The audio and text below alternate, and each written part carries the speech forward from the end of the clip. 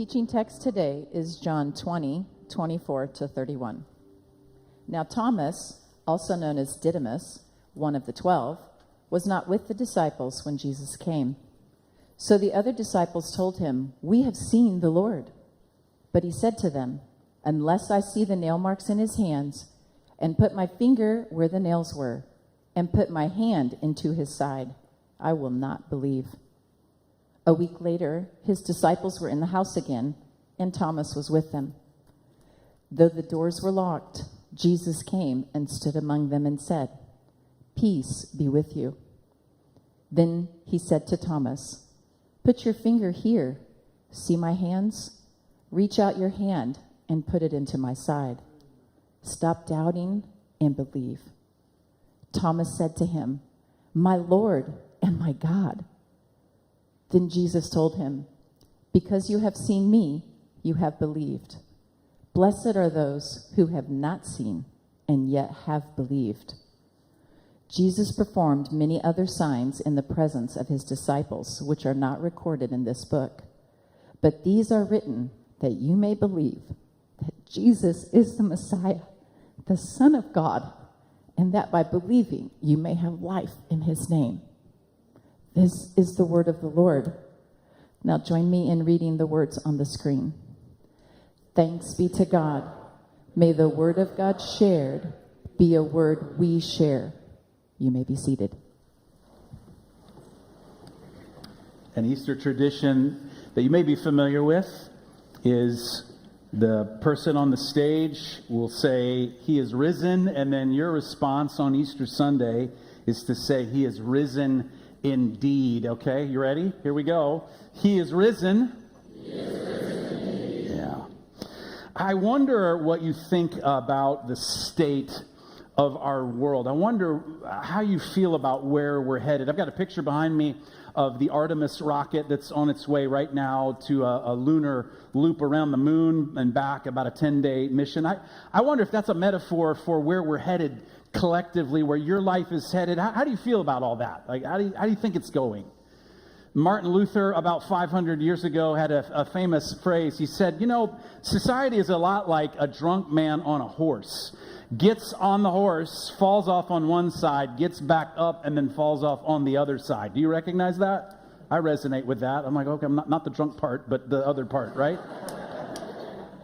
I think we're in a moment like that. We're making a shift as a society. I think it seems like to me, at least from my vantage point, that we're making a move away from kind of a me focus. The world is just about me. It seems like we're moving to wanting something bigger and wanting something better. We're moving from something, what people would call imminent, like right here, to something transcendent, something larger than me. And I think when we have whatever that thing is that we would say is the thing bigger than us, I think what it feels like is what I want to talk to you about this morning on Easter Sunday. When you possess that bigger thing, what it resonates as inside of your heart is something like hope and joy. Hope and joy. And I want to talk to you about that this morning, because the Christian claim is that the resurrection is the source of hope and joy. So I want to talk to you about that this morning. We're in a series called Surprised by Hope, and what we're attempting to do in this series is say that the message of Christianity is actually intellectually credible and emotionally satisfying. We've been for the last couple of weeks examining those two things and are going to do that for the next couple of weeks. So I want to invite you to be a part of that.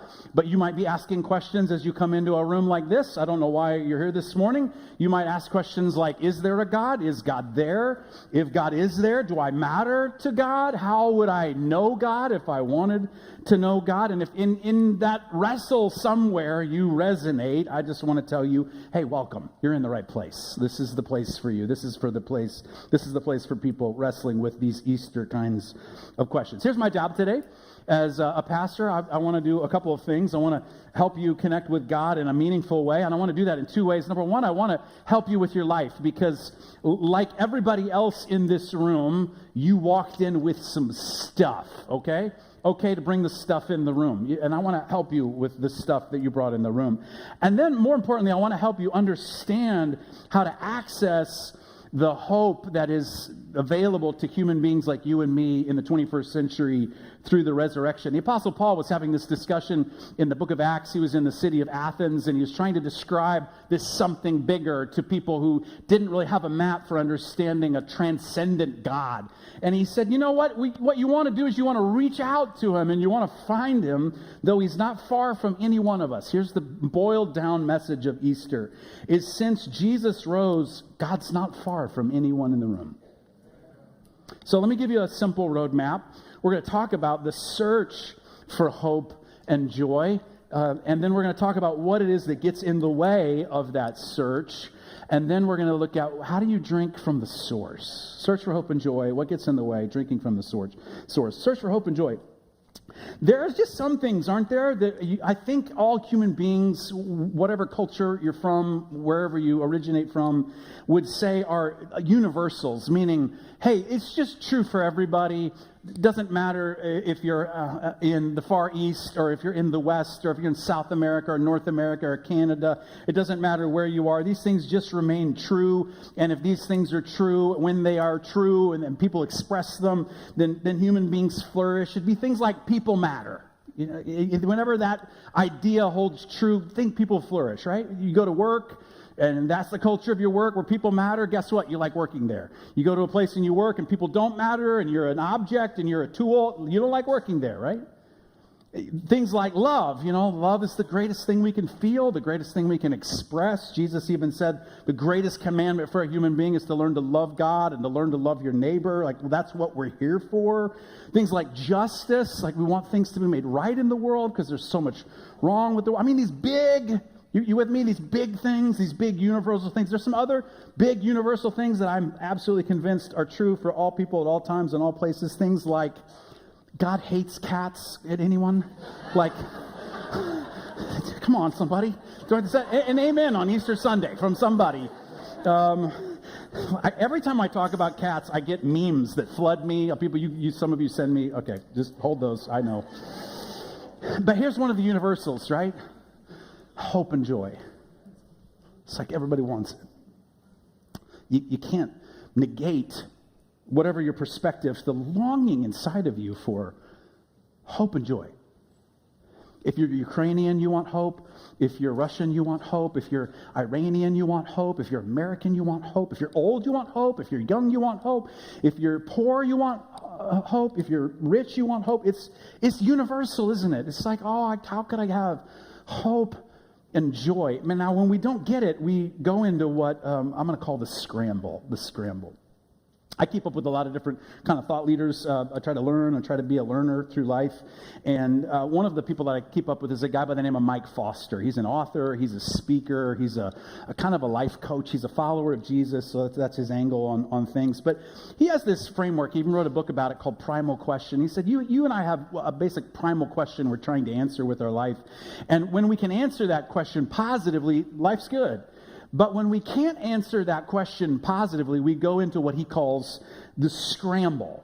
Like, I've got a little slide for you from his book here that's going to be on the screen. I answer the question, well, everything's good. I get a no or a maybe to these important questions, then I go into the scramble. And he says that we do things from unhealthy to unhelpful to unwanted to defeatist to dumb, trying to get a positive answer to the important questions. We're in the scramble. Do you feel that? Do you know that? I know the scramble. If you're here this morning and you're like, I'm looking for hope and joy, and I feel like it's lacking, and I feel like I'm in the scramble, hey, I got a little bit of good news for you. That's universal. So is every person listening to this message. We're all in the same boat. But let's talk about that scramble for just a second. The Gospels are Matthew, Mark, Luke, and John in the New Testament. They're first-person accounts of the life, death, and resurrection of Jesus. And so they're a little bit nuanced when you read them. One person, just like two people seeing the same thing happen, they'll have a slightly different take on it. And Matthew, Mark, and Luke kind of give a narrative picture. And then John might be my favorite of the four Gospels. He gives the narrative with kind of like a mystical overtone. And I'm kind of a mystical person. I like that kind of thing. And John here that you just heard read summarizes the point of the four Gospels, the life, the death, and resurrection of Jesus in verse 31. I don't know if you caught it as Bobby Joe was reading it, but let me give it to you again here. It'll be on the screen. These are written, all that he just wrote in the Gospel of John, all the stories he told, all the things Jesus taught. These are written so that you may believe that Jesus is the Messiah, the Son of God, and that by believing you may have life in his name. Now, we're going to explore that in a second because I think it holds a key to something bigger. But there's actually inside of that a very powerful diagnostic for your life and mine. I'm going to put it on the screen for you like this. It's by doing what do you think you will have life? How do you fill in currently the blank? Now, let's make sure we're talking about the same thing here. When John uses the word life, in the Greek language, there's the New Testament's written in Greek. There's two words for life. There's bios, where we get biology, which is existence and cellular activity, all of that. And then there's zoe, where we get the word zoo or zoology. It's the variety and the abundance of life. It's got a kind of almost spiritual quality to it. And John's saying, he's talking about that kind of life. He's not saying by this I will have bios. Is by this I'll have zoe. I'll have a variety and abundance of life. So how do you fill in that blank? Like what is it? What's the mechanism for you? You go, if I will do this thing, then I'll have the variety and abundance of life. I think we have some collective kind of answers that we attempt. I'll give you a few. One of them I think is optimizing. Optimize your sleep, optimize your vitamins. Like, how's the supplement regimen treating you? Are you getting enough protein today? Like, are you eating low-cal enough? Are you in a calorie deficit? What's happening? Is that all working for you? How's your sleep happening? Is your life optimized? Like, if you turn in some directions, that's how you'll get life. Like, you'll all of a sudden all this energy will flood into you, and then part of that's true. Another one is by achieving. It's like things like status. It's things like being an influencer. Maybe for you it's hitting a money goal. Maybe it's hitting some kind of success goal or hitting an admiration goal. Another one it's not positive, but I think we use it as a tool, a lever at least, is by hating. And today we're so polarized, we think that if you hate the right people, then you're the right kind of person because you've hated the wrong kind of people. Anybody recognize this? Don't want to talk about Thanksgiving dinner, but We're kind of becoming tribal again, right? My tribe versus your tribe. I'm right, you're wrong. We think if we hate the right people, I'll get life. Or we think it's by healing, heal your trauma, cleanse your aura. I'm not even sure what that means, cleanse your aura. Do you aura farm and then you cleanse your aura? I don't even know how that works. Some of you are like, what's aura farming? Right here, they all know. Ask them at lunch, right? They know what that means. Here to the teenagers, I got you. Is it the crystal? Like you take I'm gonna go examine some crystals. I'm gonna delve into tarot cards. I'm gonna do breath work. Like we got all these ways that we think healing happens for a person. And what we're looking for is what characterizes us when we actually possess that life, that kind of elusive sense of life. It's hope and joy, right? That's what we're after. The human way is by doing blank, I'll have life. We understand the path. It is a well-worn path. Everybody has tried it. You have tried it. But here's what's interesting that John says. John says something different, kind of unexpected. He says that by believing, you will have life. Now that's different. Seems a little what? Now let's make sure we clarify what it is that means. Here's how he says it. These are written again that you may believe that Jesus is the Messiah, the Son of God, that by believing you may have life in his name. You have to read the whole Gospel of John to understand what the these is. But here's what he's not saying. Make sure we're on the same page.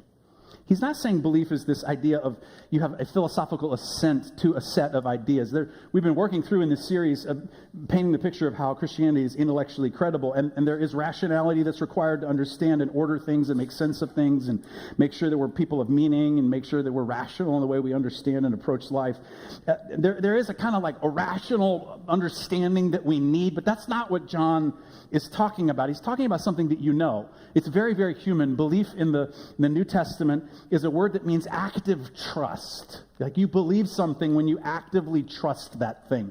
So let's say you're trying to optimize your life and you're working on your sleep and you're changing your vitamins and you're eating more protein. What you're doing is you're believing. You're believing in your ability. You're actively trusting in your ability to optimize things. Or if you're achieving, you're working hard, you're working the goals, you got a side hustle, you're believing in your ability, you're what John would say, you're exercising active trust in. We know this because it's a human thing that we do. We exercise active trust in things all the time. And what John does is he paints this picture of a person in history, Jesus Christ, a verifiable historical figure. And he says, listen, the way that you access that variety or abundance of life is by active trust in Jesus. Okay. The search for hope and joy. How's that going for you? Well, there's some things that get in the way. I think there's at least a couple of things that get in the way. One of them is doubt. In fact, we even, in this passage we read, one of the disciples gets labeled, and we often call him Doubting Thomas. And I think the way we think about Doubting Thomas is as though he's an example of how not to do this. This is the way you get it wrong, class, is Thomas. I was in the 3rd grade. I've told this story for some of you before, so if you heard this, bear with me. The rest of you will enjoy. I'm in the 3rd grade, and I was sitting all the way in the back on the right, on the side by the wall, and right over here was the pencil sharpener. Now, some of you you're gonna know what I mean. Some of you are gonna go, what? You had to get up out of your seat and walk over to do you remember anybody? Anybody remember this, right? I think they might still have them in some schools, right? But you had to go, and I sat right by there. And we were learning cursive. Could we bring that back, please, right? You want to trick a Gen Zer, just write something in cursive? It's like a code they can't break, right? So we're writing cursive, and Mrs. Healy, my 3rd grade teacher, is like, class, we're learning the L, and the L has a big loop, and the K has a similar loop, and then a little part, and we're learning. And I was the kid who, when the teacher said, do I have a volunteer? That was me. I was that kid. And so Mrs. Healy says, do I have someone who'll come up onto class, who'll come up to the board and write? And I'm like, oh. So I come up from my little spot here back on the right, up to the chalkboards. Hello. Piece of chalk. Get the chalk out. I write my L, I write my K. I put the chalk down very proudly. I wasn't wearing a suit jacket, but if I had, I would have done that. And I come back over, sit down right there in my chair, back on the right-hand side, right by the pencil holder. I'm waiting for Mrs. Healy way to go. And she says, class, do you see Scott's L? Do you see his K? Do you see how the L goes this way and the K goes this way? Class, that is not how you do it. That's wrong, class. Now, I think she might not have said it that forcefully, but that's how I heard it in my little 9-year-old self, And I think what we think is that Thomas is like the disciple at the chalkboard. And Jesus is like, don't you dare doubt. That's not how you do it. So here's it. It's verse 25. The other disciples tell Thomas, hey, we've seen the Lord. Easter. But he said to them, unless I see the nail marks in his hands and put my finger where the nails were and put my hand into his side, I won't believe. So here's Thomas. And he's like, I need evidence. I need to know. Show me the evidence. Like, unless I put my hands there, no evidence, no thank you. And now here's what a lot of religious people think. A lot of religious people think that doubt is something like immoral. What the New Testament is saying here is that doubt is normal. Now notice how Jesus responds to doubt. I know you heard the words, but I think maybe you have a filter and you think Jesus responds differently than what the words actually say. So you think what Jesus does when somebody doubts is he comes to Thomas and he's like, I'm going to crush you now with my moral authority. How dare you doubt? He's going to shame Thomas into submission. He's going to preach a sermon on the evils of doubt and the badness of those who have it. He's going to take Thomas to the chalkboard, No, I just noticed. It's actually beautiful. Then he said to Thomas, none of the things you just heard. Thomas, put your finger here. See my hands. Reach out your hand and put it into my side. Evidence. The end of doubt is evidence. Now, again, we're talking about Christianity. We're saying that Christianity is intellectually credible. I believe it just makes sense of what we see, offers the most plausible explanation and resource for things like meaning and purpose and design and beauty and morality. It makes sense. It's rational. We're going to talk about it for the next couple of weeks and invite you to be here. But doubt gets in the way of hope, doesn't it? Second thing is this. It's, I think, maybe a more insidious form of doubt. Remember, I want to help you with your life. I'm trying to help you here. If you'll go with me. I would call it the opposite of hope and joy. It's on the other end of the hope and joy spectrum. It's what we're trying to push away with those efforts to fill in the blank so that we can get life. It's despair. It's despair. And I think there's a cycle of despair. And so what I want to do to help you is I just want to, if we could look at it for a second and reverse engineer it. I've got a little diagram I'm going to give you here. It's adapted from a book called Free to Thrive by Josh McDowell and Ben Bennett. But I want to show you the cycle of despair so that you can recognize it and maybe shut it off when it comes, because when you see it, you're going to go, yeah, I know that. I know that. And I don't want to give you any shallow solutions because that doesn't help anybody. So will you go with me on this for a second? Here's how it works. Here's the cycle of despair. Is you have this kind of activating event. Something happens, that what they call in their book, unmet longing happens, and you're rejected by a friend. You think about something that's coming up, or someone's unattentive. They're angry. You feel misunderstood. Earlier this week, I was going somewhere. I was getting something and just having a normal conversation with somebody. And this person wasn't saying anything negative, but they made a comment, and they had no idea what was going on in my head. They were just making their comment. But the comment stuck with me so much that have you ever had a vulnerable moment here? Have you ever had one of those things where something happens early in your day and it just kind of ruins the rest of your day? Like fighting it all. You're like, ugh. That was me. It was an activating event. Like this comment happens that does something inside of you, and you're like, oh. And then what happens is you feel this kind of sense of unmet longing. Here's what they say. The activating event leads to one or more of it, and then they have these 7 longings go unmet. Often brings with it the pain of the same longings going unmet in past circumstances. In other words, the dread. You're like, oh, here it comes. Here comes the dread. And then what you do is you evaluate it through a grid of negative core beliefs, and you start telling yourself things like, nobody cares, and I'm not good enough, I'm never going to get things right, I have to get revenge, God isn't there, God isn't good, God isn't loving. You get into the mental doom loop. Anybody know the mental doom loop? You're like, oh, here we go, here it is. And then you assume fulfillment of that longing can only be met in unhealthy ways. Remember what Mike Foster said? Unhealthy, unhelpful, unwanted. So you overwork, you overeat, you undereat, you look at porn to feel someone's attention, you procrastinate, anxiety, depression, you sleep too much, you're angry, you go numb. It's just all kinds of things. Like, that's the only way I can meet it. I got to find some way to feel okay. And then you react with further brokenness and shame and loss of control. You feel stuck in unwanted behaviors and healthy patterns. You're stuck. And then it's just wash, rinse, repeat. Are you familiar? Okay, well, let's just end the service now and pray. Let's just say, wouldn't that be terrible? But that's a lot of people's lives, right? It's like, that's it. That's all there is. The cycle of despair. Here we go, another day. Despair that this can change. And my experience is that this is actually a lot more people are in despair than in doubt. They're stuck. They're broken by life. They're full of fear. I'm a pastor. I make acronyms out of everything. Did you catch the little acronym, fear?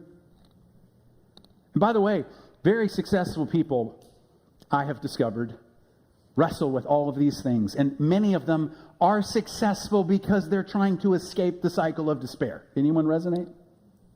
Gets in the way. Despair gets in the way. Well, what's the solution? Well, the solution is a different path. You would go with maybe the path of hope.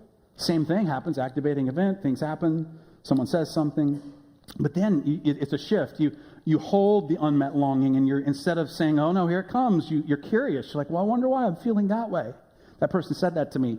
Then I can turn it into curiosity. And then I open myself to positive core beliefs. I start to tell myself what God says about reality. This is why I think Scripture is so incredibly powerful, because it reshapes your mental world. It reframes how you talk to yourself. You get in a new mental loop. The Apostle Paul calls it the mind of Christ. You begin to think about yourself the way that God thinks about you. Like, I'm not defined by rejection. I'm not defined by someone's opinion or people's feelings. I'm loved. I'm redeemed by Jesus. I've got gifts. I've got a calling. I'm somebody. I was crowned with glory and honor. Like all these beautiful things. You open yourself to these kind of positive core beliefs, and then you pursue fulfillment of your longings in healthy ways, and you reach out to safe people, and you share those longings, and you ask them to remind you of the truth. This is why we think it's important that you're in a group. You need your people. Because I can tell you what, I can get in the cycle of despair, but one of my good friends can get me out. Did you know that? That's why you need people. And then you enter further wholeness, satisfaction, healing, resilience, growing into true identity as beloved and overcoming healthy patterns. You repeat the path. Isn't that better? Now I could stop and we pray. Let's pray. And you would hear, oh, I got to try harder. That's what I got to do. I see what you're saying. Do better. Well, what's the energy source for getting off of the cycle of despair and onto the path of hope? What's the energy source for this? Well, we got to think about the source. We got to drink from the source. And I think the reason that people struggle, and you and I struggle with hope and joy, is that we think that we are our own source. We're like a kid who got allowance from their parents, and it's Christmas time, and they take their parents' money that was given to them, and we go buy them a gift, and we go, look what I brought for you. You didn't buy them jack squat, right? Nothing. That was given to you. You weren't your own source. Someone else gave you what you needed. And the resurrection says that greater power is available to you, because if Jesus is risen from the dead, then death itself is no longer the enemy, and then the door of hope is opened, and you can get onto a new path. And if the resurrection's not true, then I'm standing up here giving you some nice ideas, hoping that they work out for you, and it's me moralizing so you can try harder to avoid the cycle of despair. Like, that doesn't sound great. So I think there's a couple of approaches that we can take to drink from the real source, the hope that's available in the resurrection. The first one starts with me, and I got a picture here of the universe. I didn't take it personally, but you recognize this, right? Like, this is our solar system with the sun, and usually what we think about ourselves when we first think about our life is like we're at the center, right? We're the sun. And here's the question when that happens is we're asking the question, okay, if we're thinking in terms of God, we're like, where is God in relation to me? And when we're the sun, everything else orbits around us. All the things, hobbies and money and job and kids and spouse and school and all the things we want to have. All the issues of life are circling around us, and we're trying to fix them all together. Jesus, in one of his most famous parables, he said that what happens is we're often choked by life's worries, riches, and pleasures. There's too many balls in the air, and we don't know how to juggle them all and make them all work. And what happens for many of us, this actually is kind of a helpful way to think about it from one perspective, is it helps us to see that for many of us, God is on the edge of our life. And maybe that's you. Maybe you would say, well, I'm a spiritual person, but I'm not religious. But mostly, God is a nice idea. God is mostly a word. Or maybe you grew up in church, and you got church hurt, and I admire you for being here if you have. And we're going to talk more about all of that in the next couple weeks of this series. Maybe you're calloused. Maybe you're a religious person. I don't know where you're coming from. But you have this idea that you're at the center, and that if God's there, he's somewhere rotating around you. Now, right, that's not accurate cosmology. That's not how the world works. We're not the sun. We're the earth. We aren't the center of the universe. I've been kind of fascinated by all of these images that have been coming from Artemis 2. Are any of you familiar that we're going back by the moon? Some of you are like, what? But there's a mission right now, and they're going to slingshot around the moon and come back. And they've been sending back pictures that they've captured, some really beautiful pictures here, just of the journey from the capsule there. And here's as I've looked at these pictures, I've recognized something. I've recognized that what these pictures show is that our lives are so contingent and fragile. One of the astronauts is a dad. He's got two teenage daughters, and not long ago, his wife died of cancer. And so he had to sit them down and have this conversation, say, now listen, I'm going on this 10-day mission to the moon, and there is a chance that I might not come back. And so here's where the will is, and here's where the bank account is. And I mean, what dad wants to have that conversation with his teenage kids? But the result because we're fragile, right?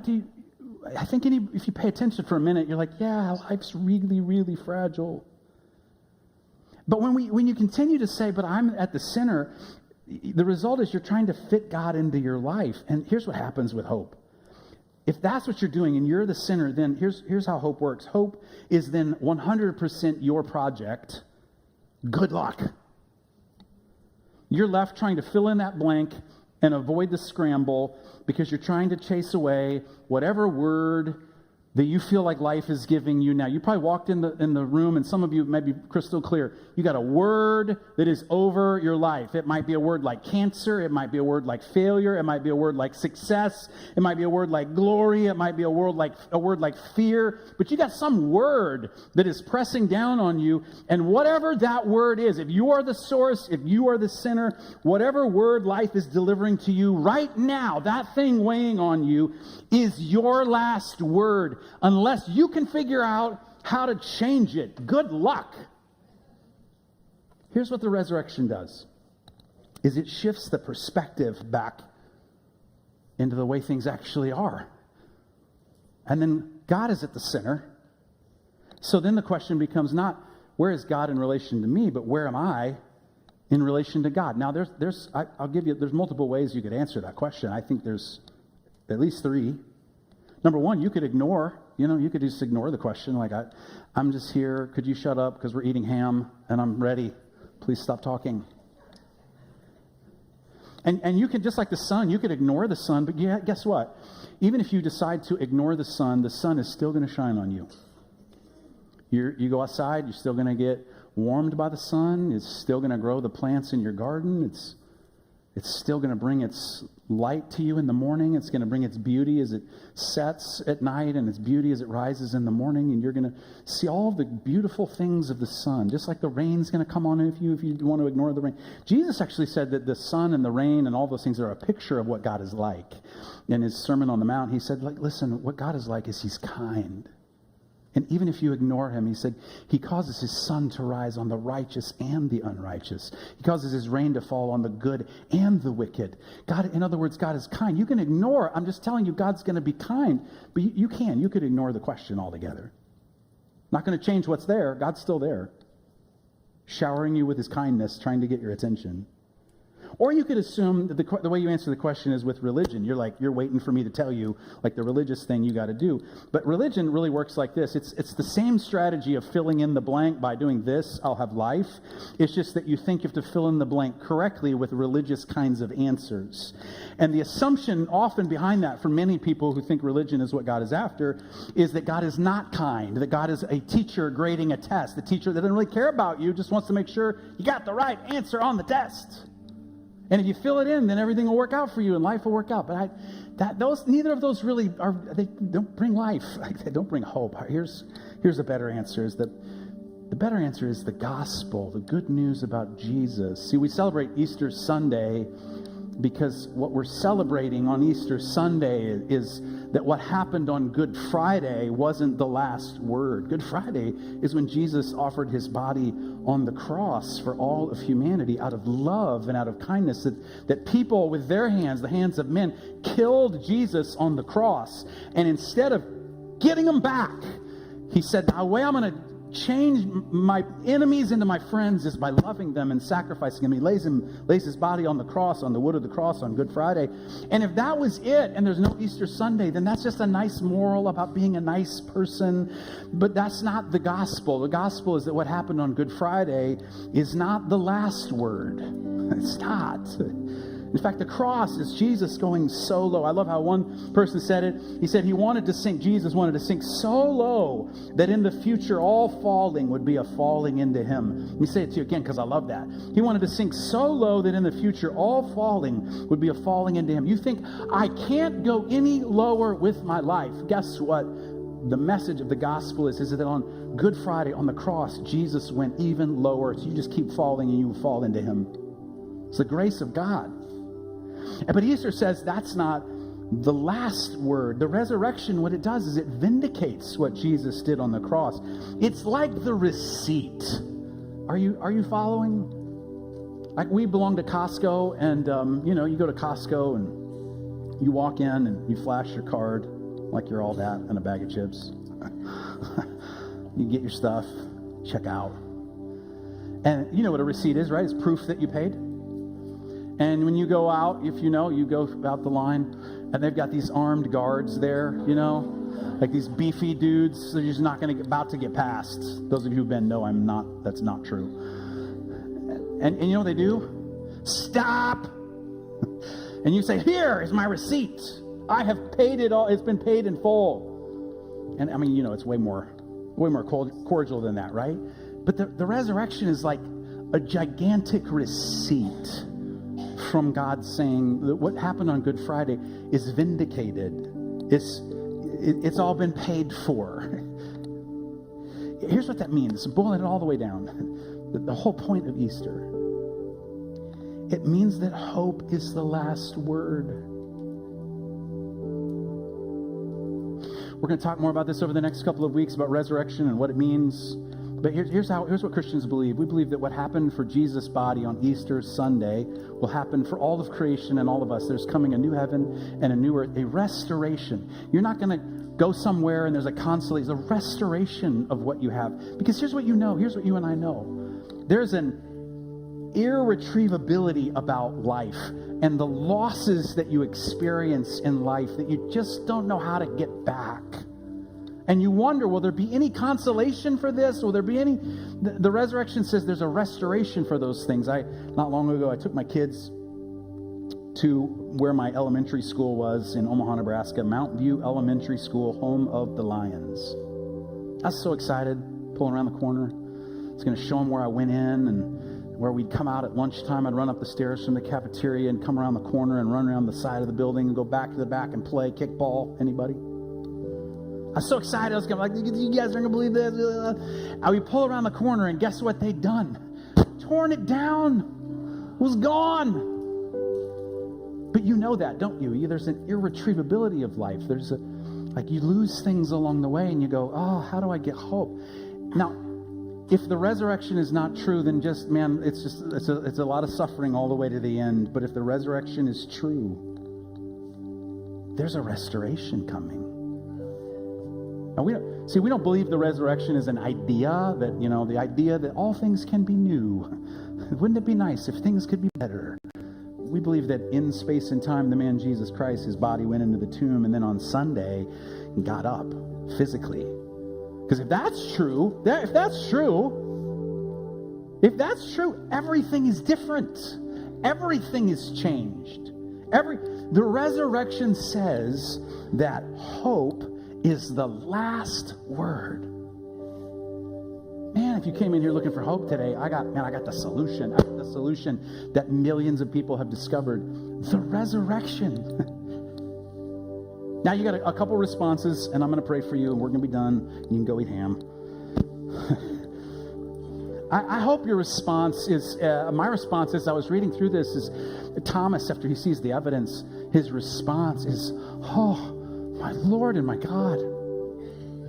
He recognizes if this is true, this changes absolutely everything. And maybe this is a realization for you. You're like, wait a second. Then next week, come back because we want to baptize you next week. You want to give your life to Christ, begin following Jesus. I'm not trying to get you to pray a prayer. I'm trying to get you to move your life in a different path following Jesus all the time. And maybe you're not ready for that. Okay, great. How about if you read the book of John and you decide to be a spiritual person until the fall? If you just you're like, you know what? I don't know what I think. I'm trying to sort all this out. But you know what? I'll give it a shot. I'll read the Bible. I'll show up at church. Come back every week. Be a part of what happens here. Just check it out. Kick the tires. And if you can't do that, go do the Clean Water 5K on Saturday. Come on, somebody. We build all these wells. You build all these wells as a local church in Malawi, Africa, one of the 6 poorest countries in the world, where literally water is not available, and you're building wells. And 2,000 to 5,000 people are affected by every well, and you've helped to build over 50 wells. So that's thousands and thousands of people who have literally had their life changed by clean water. And the Clean Water 5K, register when you leave, right? Well, I don't want to say He's Lord and God. I don't want to read the Gospel of John. Well, you can run a 5K and give somebody clean water. How about that? The point, friends, is that the resurrection says that hope is the last word. Whatever word you came in with today, there's a better word. Hope. Hope. Would you stand with me? I'm going to pray for you. Thank you for joining us today. We're so honored that you were with us. Please take a picture as you exit at the photo booth. Let's pray. Jesus, thank you for the resurrection. Thank you for the vindication of what you did on the cross for all of us in this room, all of the people in Wichita, all the people in Kansas, all the people around the world. Thank you that hope is the word that can end our life, not the thing we walked in the room with. It feels like way too heavy of a burden. So we receive hope today. I pray for my friend who is having an awakening and they're realizing, oh, wait a second. You mean if the resurrection is true, there is a God and that my life does matter and hope can count. And that they would see how beautiful you are, that you're the giver of things like sun and rain. You're the giver of things like putting your body on the cross on Good Friday. And your forgiveness is available to them, and they would open themselves to you and put their life under your leadership. I pray for them today. I pray for the person who wants to explore this. Lord, open yourself to them. Help them to see. They need to see evidence. They need to make sense. Help them as they go on this journey. And the Lord, thank you that we can be people who make a difference.